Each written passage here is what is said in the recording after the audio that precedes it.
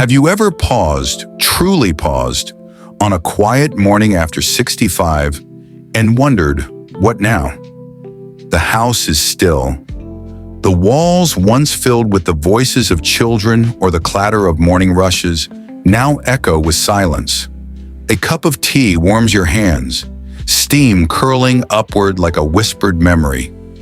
Outside, the wind carries a scent you can't quite name, a blend of earth, sunlight, and something faintly sweet. Perhaps the beginning of something, or the absence of it. You feel it, don't you? That subtle ache.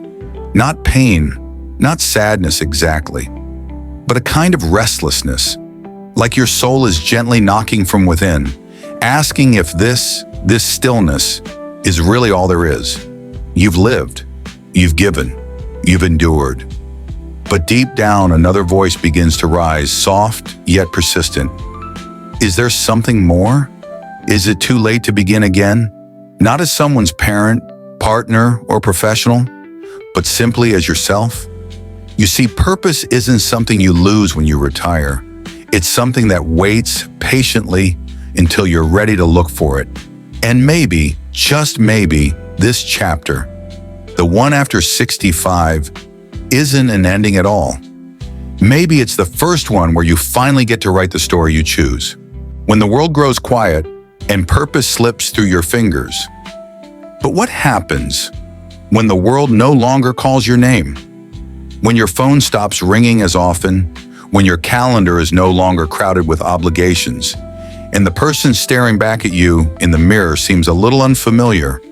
Still you, but quieter, dimmer, more distant. There's a strange and unsettling silence that can settle in after retirement. A kind of fog, not outside, but within. You wake up, not to alarms or demands, but to an open sky and the eerie weight of choice. And while freedom is beautiful, it can also feel like drifting without a compass. This is not just poetry, this is biology. Neuroscientists have long studied what happens to the brain when purpose fades. Without meaningful engagement, parts of our brain responsible for memory, motivation, and even immunity begin to dim.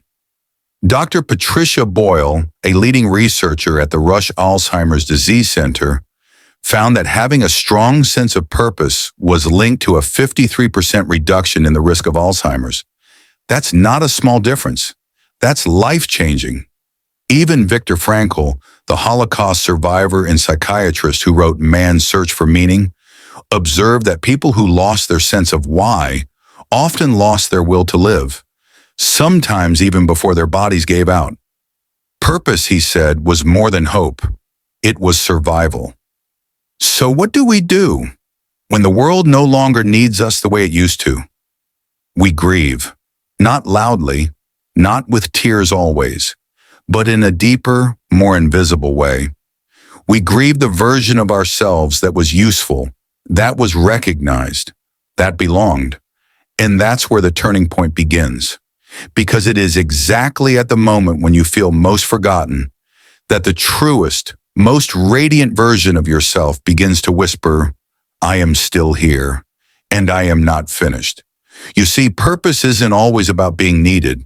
Sometimes it's about needing yourself enough to rise, to seek, to reimagine a life where joy is the destination, not just duty. Redefining purpose. After 65, before the silence grows louder, the most dangerous kind of emptiness is the one we learn to live with. Not the dramatic kind, not the grief that floods suddenly, or the loneliness that makes you weep in the dark. No, this emptiness is quieter, more insidious. It shows up as apathy, as the habit of waking without wonder, as days that blur together until even time seems to stop keeping track of you. And if we are not careful, if we do not choose to redefine what life means to us, then this stillness doesn't stay still. It grows. It spreads like fog across the soul, until one day we no longer recognize the sound of our own laughter. Science, once again, doesn't whisper here, it shouts. Psychologist Martin Seligman, father of positive psychology, discovered that individuals who lack a sense of purpose and engagement are significantly more prone to depression, cognitive decline, and even early mortality. Not because their bodies give up, but because their spirit slowly withdraws, unnoticed. And that's the silent tragedy of aging without intention. We don't just lose our sense of purpose, we lose our sense of self. Think of this. A life once vibrant with movement, color, and conversation, now lived in grayscale, punctuated by passive distractions, endless television, idle scrolling, or routine visits to the doctor that replace the adventures we no longer pursue. But here's the truth many forget. Purpose is not something the world assigns you.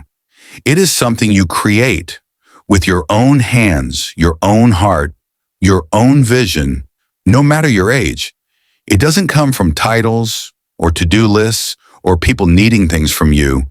It comes from the simple yet powerful act of choosing. I will not disappear. I will not let the light within me flicker into nothing. Not yet, not today.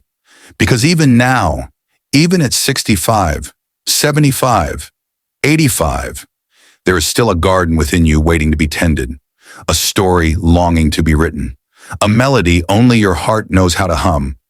But the question remains, how do we begin again?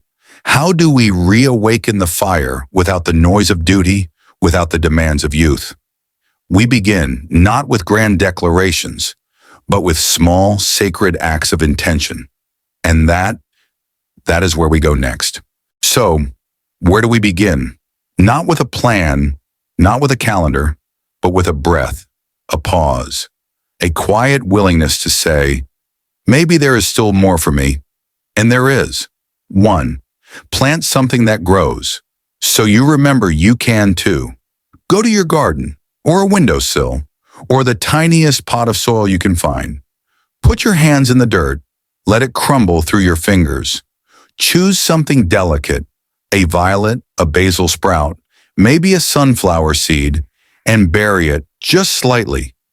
Each morning water it, speak to it. This is not just about nurturing life outside of you. It's a practice, a mirror. Because when you tend to life, life begins to tend to you. The soil doesn't ask how old your hands are. It only knows they are still warm. 2. Tell the stories no one knows you hold. Your memory is a treasure chest, and you are its last keeper. Sit down, pen and paper, or voice recorder, or just your own voice in a quiet room, and tell your story, not the polished one, the real one. The time you were afraid, the time you were brave, the time you laughed so hard your ribs ached. Write it, speak it, share it with someone, or simply yourself.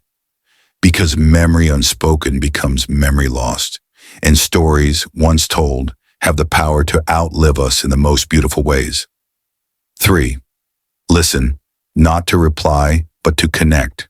Go where people gather, not to impress, not to lead, but to listen. Sit in a community circle, a meditation group, a book club. Let someone finish their sentence. Let silence hang. You'll be surprised sometimes what people need isn't advice, but your presence. And in giving it, you'll feel the pulse of connection again, a reminder that being seen starts with seeing others. 4. Give without expecting and watch the light return. There's a secret kind of healing that comes when you give with no intention of return. Call an old friend you haven't spoken to in years. Volunteer to read to children at the library. Knit something for a stranger.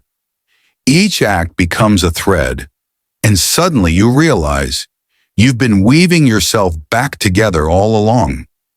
5. Be alone, but not absent. Solitude is not emptiness. It is space, sacred, needed space. Light a candle. Pour a cup of something warm. Sit by the window and watch the world move, not with longing, but with wonder. Because when you learn to enjoy your own company, you stop waiting for the world to remind you that you're still alive. And you are. You are still so profoundly, breathtakingly alive. Not despite your age, but because of it. Because now, you finally have the time, the depth, the stillness to live not by default, but by design. The Awakening, a true story of a second beginning. Her name was Elise, 72 years old, silver hair, always tied back with a ribbon her late husband once bought her from a street vendor in Florence. She had raised 3 children, buried one, survived breast cancer, and spent the last decade carefully folding herself into the quiet spaces left behind by a world that no longer asked much of her. To the outside world, Elise seemed fine. She smiled at the grocery store cashier. She paid her bills. She sent birthday cards on time. But inside, she was disappearing. Not from illness or age or memory, but from the quiet belief that her life no longer held anything new. Until one day, something shifted. It wasn't dramatic. It began with a smell. While cleaning the attic, Elise found an old wooden box. Inside was a tiny vial of dried lavender, a gift she'd forgotten from a friend long gone. When she uncorked it, the scent rose like a song, and something inside her stirred. That evening, she didn't turn on the television. She took out a sketch pad she hadn't touched in decades. Her hands trembled, but not from weakness, from wonder, and she began to draw. The next day, she drew again, then again. Within a month, she was sketching portraits at the park, quietly, unobtrusively, offering them to passers-by. Some cried, some laughed. All of them saw something they hadn't seen in years. A woman not fading, but blooming, at 72. By 74, Elise had started teaching art to widows at the community center. Not because she had to, but because she wanted to. Because in giving what she loved, she felt herself return. And when asked what changed, what made her come alive again, she said this: I stopped asking the world to give me a reason to matter, and started giving the world pieces of myself, one pencil stroke at a time. Elise didn't become famous. She didn't travel the world or rewrite history, but she did something far more powerful. She reclaimed the right to be vibrant. She proved that purpose isn't measured in achievements, but in aliveness. And if she could do it, why not you? So here we are. You've walked with me through silence, through longing, through sparks of memory and tiny sacred awakenings. You've listened not just with your ears, but with the part of yourself that still believes life has something more to offer. And now I must ask you, what will you do with this gentle burning that has begun inside you? Will you silence it, like so many have, telling yourself it's too late, too selfish, too strange to begin again? Or will you honor it? This whisper within saying, you're still here. You are still becoming. Because here's the quiet truth no one tells you about aging. The body slows, yes. But the soul is timeless. And if you listen, truly listen, it is still humming with desire, with music, with meaning. You are not too old to wonder. You are not too late to change. You are not too far gone to return to yourself, but you must choose it. And so I leave you with this. When you rise tomorrow, don't reach for your phone. Don't turn on the noise. Instead, sit in the stillness. Feel the rhythm of your breath. And ask not what the world needs from you, but what your soul is aching to give. It might be a story.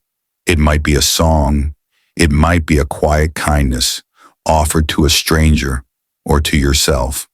Whatever it is, follow it. Because the great tragedy is not that life ends.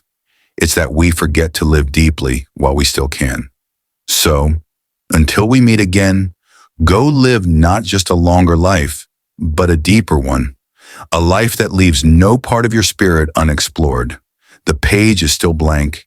The pen is still in your hand. And the story is still yours to write.